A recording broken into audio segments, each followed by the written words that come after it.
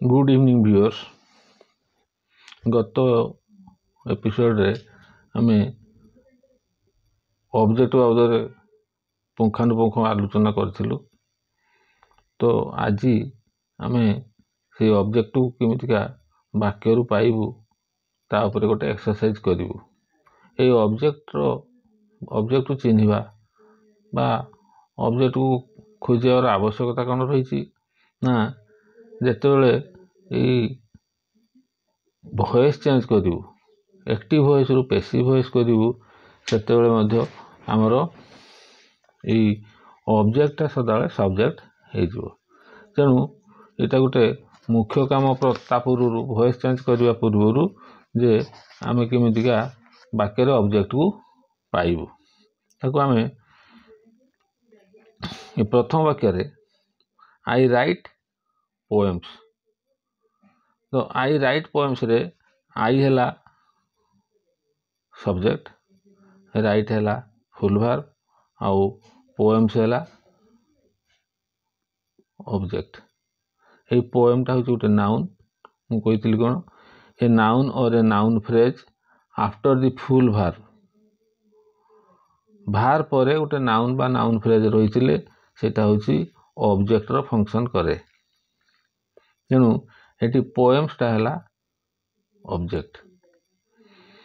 तो मु कहली जे भार पर गोटे नाउन बा नाउन फ्रेज थिले सेटा ऑब्जेक्ट। किंतु यदि आमे कहिबा he is a teacher, is ता होची भार, ए टीचर ता होची गोटे नाउन फ्रेज। किंतु ए टीचर ता ए सेंटेंस रे ऑब्जेक्ट नुहे, कारण इज ता होची मेन भार बा फुल भार नु, एटा होची गोटे ऑक्सिलियरी भार बा हेल्पिंग भार। तेणु हेल्पिंग भार बा ऑक्सिलियरी भार परे नाउन फ्रेज रहिले सेटा ऑब्जेक्ट बा कर्मपदर फंक्शन करे नाही। द्वितीय वाक्य देखिबा I saw a blind man. I saw a blind man. तेणु सेथिरे आई हैला कर्ता, सो भार, एटा सी सो। तेणु सो टा होची फुल भार बा मेन भार। तापर होची a blind man. A blind man टा हैला नाउन। ए ब्लाइंड मैन पूराटा होची गोटे नाउन फ्रेज। तेणु एठी ऑब्जेक्ट होची ए ब्लाइंड मैन, खाली मैन नुह।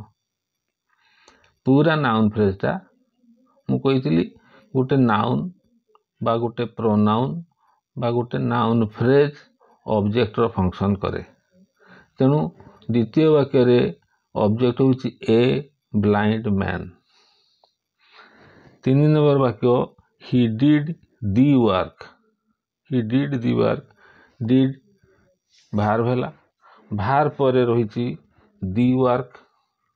तेणु सेतेबेले आमे दी वर्क ता हैला जेतेबेले वर्क पूर्व दी लागिची वर्क टा को आमे एठी नाउन हिसाब रे व्यवहार करछे। दी वर्क टा होची नाउन फ्रेज। तेणु एठी ऑब्जेक्ट होची दी वर्क। तापर वाक्य ही is writing an essay. He is writing प्रथम वाक्यटा थिला आई राइट प्रेजेंट सिंपल रे। द्वितीय वाक्य आई सॉ पास्ट सिंपल रे। तृतीय वाक्य ही डिड पास्ट सिंपल रे। चतुर्थ वाक्य अछि ही इज राइटिंग प्रेजेंट प्रोग्रेसिव रे। जो टेंस रे थाउ ना कहीं ए फुल भार परे नाउन बा नाउन फ्रेज थिले सेटा होची ऑब्जेक्ट फंक्शन करिवो। तो he is writing an essay. Writing हैला फुल वर्ब, एन एसे टा होची object. My father bought a new car. My father bought a new car. Bought बायरु बॉट हैला वर्ब एवं कार हैला नाउन। ए न्यू कार सेटा होची noun phrase. तेणु ऑब्जेक्ट होची ए न्यू कार। नेक्स्ट है we make cheese from milk. तो ये आमे वी मेक है भार्ब एवं नाउन है चीज छेना। आमे फ्रॉम मिल्क माने क्षीर रु छेना तैयारी करू। तेणु ये छेना बा चीज एटा होची नाउन। फ्रॉम मिल्क टा चीज सांगरे नुह, सेटा गोटे प्रिपोजिशनल फ्रेज। तेणु फ्रॉम मिल्क टा चीज सांगरे नुह। तेणु एठी ऑब्जेक्ट होची केवल चीज। They are repairing the road. They are repairing present progress जो टेंस था ना कहीं रिपेयरिंग है भार्ब फुल भार्ब। तापर अच्छी दी रोड। तेणु दी रोड टा है ऑब्जेक्ट।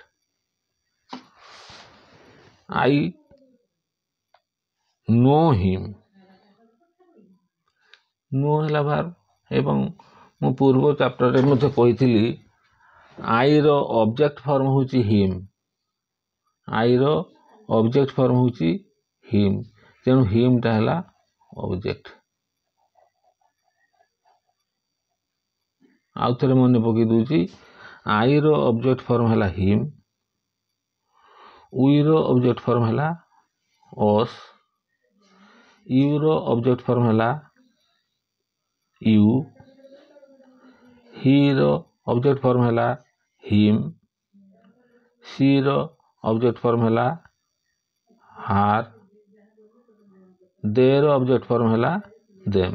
तेणु जो सेंटेंस रे मी थिबो अस थिबो आ फुल भार पर यू थिबो एवं ये सबुड़ा को ऑब्जेक्ट फुल भार पर ही थिबे।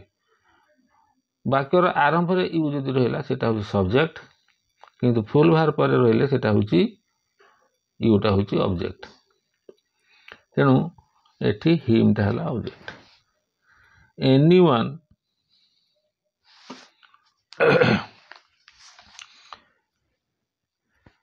Anyone can do it easily. तेणु कैन है ऑक्सिलरी भार्ब, डू है फुल भार्ब मेन भार्ब। ये मेन भार्ब पर अच्छी इट इजीली। इजीली टा होची इजी इजीली। इजीली टा होची एडभार्ब। सेटा मध्य आलोचना करथिलु। इजी सहज, इजीली सहज रे।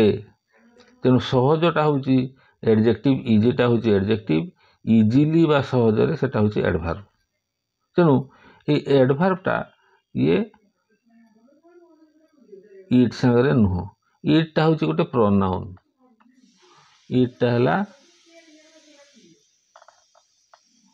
प्रोनाउन। तेणु हमरो ऑब्जेक्ट रो फंक्शन नाउन करे, प्रोनाउन करे और नाउन फ्रेज भी करे। तेणु एई जगह रे anyone can do it easily it टा होची object.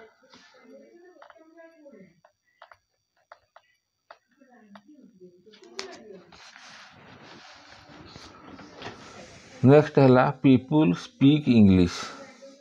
People speak English all over the world. तेणु पीपुल स्पीक है भार्ब फुल भार्ब बा मेन भार्ब। इंग्लिश है गोटे noun. All over the world है गोटे एडभार्बियल। तेणु इंग्लिश सारे ऑल ओवर दी वर्ल्ड नुह। तेणु केवल इंग्लिश है object. I saw him cross the road. I saw full verb. मु कही हिम टा होची ऑब्जेक्ट फॉर्म। तेणु हिमटा है ऑब्जेक्ट क्रॉस दी रोडटा ता संगे नुह। कालिदास रोट मेघदूत रोट है राइट रोट फुलभार मेघदूत एटा गोटे नाउन एटा है object. Police arrested the thief verb भेला अरेस्टेड दी थीफ सेटा गोटे नाउन फ्रेज सी ऑब्जेक्ट।